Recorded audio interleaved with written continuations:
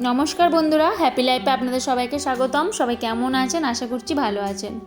অন্যান্য দিনের মতন আজকে চলে এলাম আপনাদের সাথে একটা দিন শেয়ার করে নিতে।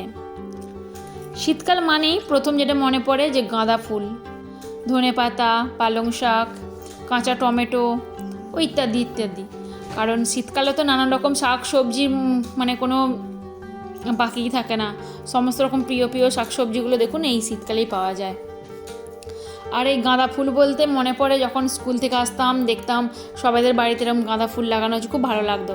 কিছুদিন আগেও আগে 2-3 বছর আগের কথাই বলছি, যখন দেখতাম সবাইদের বাড়িতে গাঁদা ফুল আরে লাগানো আছে, খুব ভালো লাগতো। তখন মনে হতো যে আমাদের কবে একটা এরকম বাড়ি হবে আর একটু গাঁদা ফুল আরে লাগানো হবে। আগের বছরও লাগানো হয়েছিল, তো সেটা চটি গাঁদা ছিল। সেই ভয়েই এবারে মাত্র 2টো গাছ লাগানো হলো। আগেরবারে 10টার মতো লাগানো হয়েছিল, 3-4টে গাছে ফুল ফুটেছিল, তারপরে গাছগুলোতে ফুল ফোটেনি, রোদ পাইনি আগেরবারে। আর এইবারে যে সাইডে বসানো হয়েছে রোদটা বেশ ভালো লাগছে, বিশেষ করে যে দিকটা অরেঞ্জ ফুলটা বসানো হচ্ছে ওই দিকটা বেশি করে বেশ সুন্দর, বেশ ফুলগুলো হয়েছে, ওই দিকটা বেশ ভালো রোদ লাগে। আর আজকে করবো ফ্রাইড রাইস আর একটু চিকেন কষা করবো। এই সকাল থেকে উঠে এইসব জোগাড় করতে করতে অনেকটা বেলা হয়ে গেছে। আর এমনিতেই সময় থাকে না বলেই আমি আলু ভাতে ভাত, মাছের ঝাল বা একটা তরকারি মাছের ঝাল এরকম করে ছেড়ে দিই। কিন্তু অনেকদিন ধরেই করবো ভাবছিলাম, মেয়েটাও বলছিল যে খাবো, তাই ভাবলাম একটু আজ ফ্রাইড রাইস করি। আর কালকে এমনিতেই দেখলাম যে এই কড়াইগুলো আর গাজর নিয়ে এসেছিলো, তাই ভাবলাম যে আজ আমি ওকে বললাম একটু তাহলে মাংস নিয়ে চলে আসো, আর ফ্রাইড রাইসের সমস্ত কিছু জোগাড় বাড়িতে আছে, তো করেই ফেলি। এদিকে পেঁয়াজগুলো একটু ছাড়িয়ে দিলাম, না পেঁয়াজগুলো একেবারে ঢেলে দিলে না কড়াইতে, পেঁয়াজগুলো কিরম একটার সাথে একটা লিপটে থাকে। আর এদিকে ছোটো মেয়েটা ঘুম থেকে উঠে পড়েছে, দেখুন না, ওকে খালি সেই সবে ঘুম পাড়িয়ে দিয়ে এসে রান্নাটা বসিয়েছি। ওতেও কোনো ঘুমের ঠিক নেই, কখনো দেখবে 1 ঘন্টা ঘুমাচ্ছে, কখনো আবার 10-15 মিনিটের মধ্যেই উঠে পড়ে। আর আজকে বান্নাটা আজকেই একটু বেশি হবে, আর আজকেই উঠে পড়েছে। কি করব, বেশিরভাগ দিনই ও ওইরকম উঠে পড়ে। কালকে গিয়েছিলাম এক জায়গায়, তো বাড়িতে যে অর্ডিনারি কানেরগুলো পরা হয় সে কানেরগুলো খুলে রেখেছি। আর মুখটা আবার লাগছে দেখুন, কানেরটাও পরা হয়নি।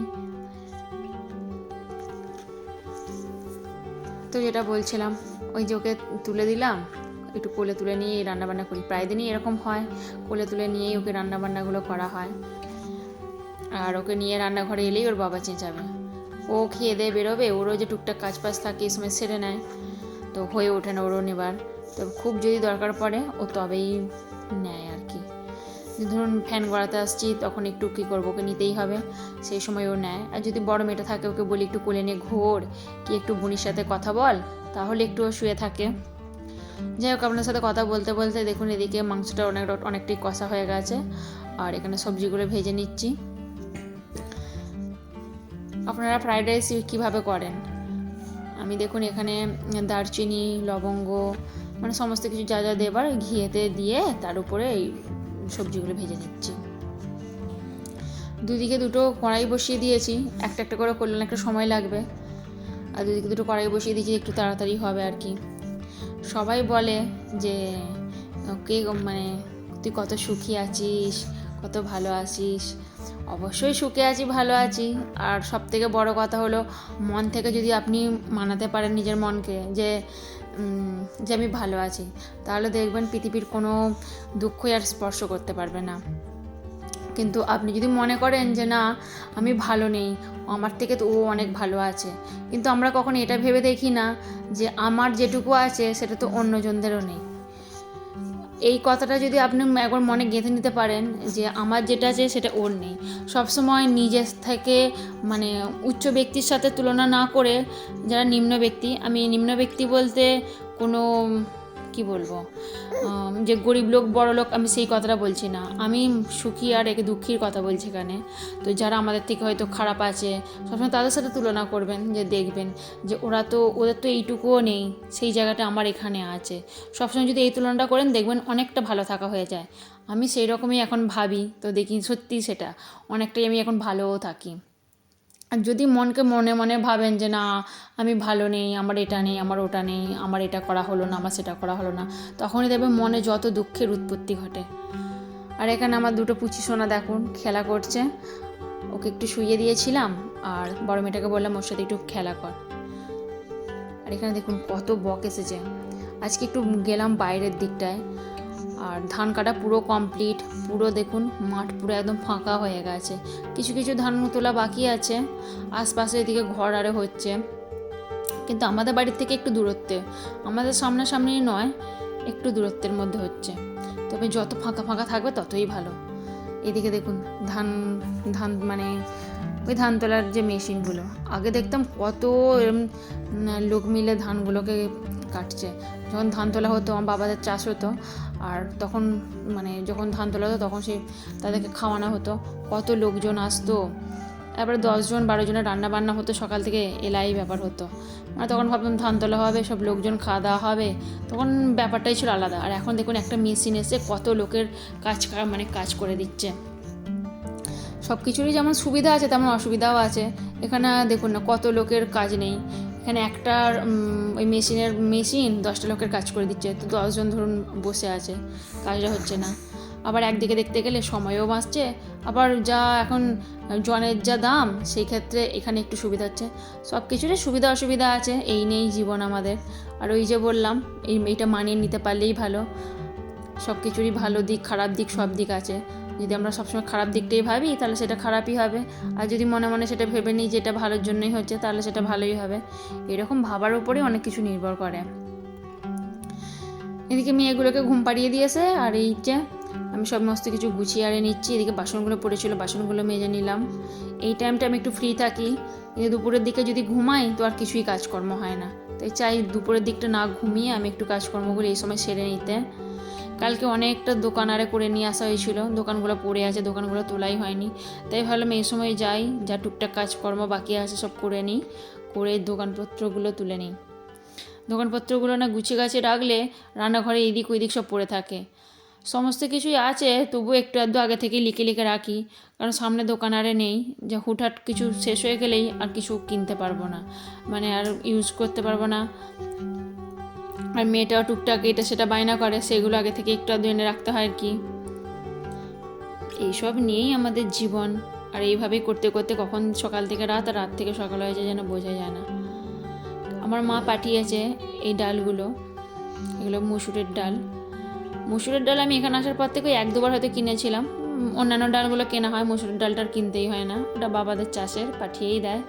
আর দেখুন এগুলো যে মানে কলে ভাঙানো, কী সব দিয়ে ভাঙায় কি জানি, এই ঢালে এরকম কতটা পরিমাণে এরকম গুঁড়োগুলো এরকম উড়ে বেড়ায়। এইটা দুদিকটা কেটে নিলাম, কারণ এই প্যাকেটগুলো নয় একদম কাটতে গেলেই দেখবো মানে প্যাকেট শুদ্ধ এরকম ঢালতে গেলেই দুই দিকটা লেগে সব চারিদিকে সব পড়ে ভর্তি হয়ে যায়, তাই ওই 2 পাশগুলো কেটে নিই। পেপার এত হয়ে যায় যে পেপার আর না লাগলেও চলে, যে যখন পেপারগুলো হয়তো লাগে তখন একটু ভালোভাবে অন্যান্য প্যাকেটগুলো রেখে দিই, আর এই প্যাকেটগুলো এরকম আশপাশগুলো কেটেই নিই। আর আমাদের সবথেকে ব্যাড হ্যাবিট হলো ভালো জিনিসটা আমরা মনে রাখি খুব কম, যেটা সবথেকে আমাদের সাথে ঘটে যায় খারাপ কিছু সেটা আমরা বেশি দিন মনে রাখি। ভালো কথা, ভালো ঘটনা, ভালো সময় এগুলো হয়তো 2-1 দিন মনে থাকে, আর কোনো জিনিস আমাদের সাথে যদি একবার খারাপ ঘটে যায় তো সেই সময়টা আমরা বেশি বেশি মনে রাখি। আমরা দুঃখটাকে বেশি মনে রেখে সুখটাকে ভুলে যাই, তাই আমাদের জীবনে এত বেশি দুঃখ। আমরা যদি সব কিছুতে দুঃখটাকে হ্যাঁ হয়েছে ব্যাস এটা ভেবে যদি উড়িয়ে দিই, আর সুখটাকে যদি বারবার ভাবি, তো সেক্ষেত্রে দেখবেন অনেকটা ভালো থাকার ব্যাপার থাকে। ভালো থাকাটাই এখন জীবনের সব থেকে যেটা মনে হয় যে মূল মন্ত্র। তো ভালো থাকতে গেলে এই দুঃখ কখন হয়েছে কি সুখ কখন হয়েছে এটা না ভেবে এটা ভাবতে হবে যে আমাদের জীবনে সুখ দুঃখ অতপ্রতভাবে জড়িয়ে, তো সুখও আসবে দুঃখও আসবে। দুঃখর সময় হ্যাঁ অবশ্যই দুঃখ হবে, সেটাকে থেকে কাটিয়ে ওঠা খুবই কষ্টের ব্যাপার। যখন দুঃখ আসবে তখন এটা মনে মনে গেঁথে নিতে হবে যে দুঃখ এসেছে মানে এরপর সুখ আসবে। কিন্তু আমি এটাও বলছি না যে এটা ভেবে নেবেন যে দুঃখ এসেছে মানে এরপর মানে সুখ এসেছে বলে এরপর দুঃখ আসবে। সুখ এসেছে হ্যাঁ দুঃখ আসবেই, দুঃখ আসবে সুখও আসবে, এটাই ব্যাপার। কিন্তু দুঃখ এলে সবসময় মনে সেটাকেই গেঁথে থাকে যে হ্যাঁ দুঃখ এসেছে, এটা এখন কীভাবে কী কাটাবো সেইটা ভাবাই উচিত। তা না করে আমরা সবসময় সেটা নিয়ে ভেবে ভেবে কান্নাকাটি করি, মন খারাপ করি, আর সেটা থেকে বেরোনোর কোনো মানে পথই পেলাম না। তার চেয়ে দুঃখ কষ্ট এইসব মনে গেঁথে রেখে তো কীভাবে তা থেকে বেরিয়ে আসা যায় সেইগুলো ভাবাই ভালো। আর এদিকে আপনাদের সাথে কথা বলতে বলতে দেখুন সমস্ত জিনিসপত্রগুলো ঢেলে রেখে দিচ্ছি, যেগুলো ঢেলে রাখার, আর যেগুলো একদম স্টোর করে রাখা সেগুলো স্টোর করে রাখছি। যখনই আমি দোকান লিখি তখন এরকমভাবে এলাচ লিখে দিই।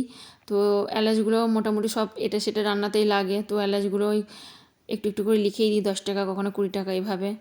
আর এগুলো যেগুলো একদম লাগছে না সেগুলো স্টোর করে একদম এই পাত্রটাতে রেখে দিচ্ছি। তো যাই হোক, আমি আমার অভিজ্ঞতা থেকে সব কথাগুলো বললাম। জানি না আপনাদের কতটুকু ভালো লাগলো বা না লাগলো। ভালো লাগলো কি না লাগলো অবশ্যই জানাবেন। আর আমার ভিডিওগুলো কেমন লাগছে সেগুলো অবশ্যই কমেন্টে জানাবেন। নতুন কিছু সাবস্ক্রাইব হয়েছে আর দেখলাম ওনাদেরও ভালো লাগছে, কিছু কিছু কমেন্ট করেছে। তো সব মিলে বেশ ভালোই লাগে যখন নতুন নতুন কোনো কমেন্ট পাই বা আপনাদের কোনো ভালো লাগা মানে ভালো লাগাতে পারি আমার এই ভিডিওগুলো বা কথাবার্তাগুলো, তাহলে আমার মনে হয় যে হ্যাঁ, সারাদিন এই খেটে খুঁটে যে এত ভিডিও বানাই তার মধ্যে একটু হলেও হয়তো স্বস্তির নিঃশ্বাসটুকু ফেলতে পারি। তো যাই হোক, ভিডিওগুলো কেমন লাগে অবশ্যই জানাবেন। যদি ভালো লাগে অবশ্যই লাইক করবেন, কমেন্ট করবেন এবং সাবস্ক্রাইব করে পাশে থাকবেন, এটুকুই বলবো। আর আশা করব আগেও যেমন ভিডিওগুলো দেখতেন এখনও দেখছেন আর পরবর্তীকালেও দেখবেন। আর যদি আপনাদের কোনো নতুন কোনো বন্ধু থাকে তাদের সাথে অবশ্যই শেয়ার করে দেবেন। ব্যাস এইটুকুই। আর লাস্ট পর্যন্ত একদম ভিডিওটি দেখার জন্য অনেক অনেক ধন্যবাদ।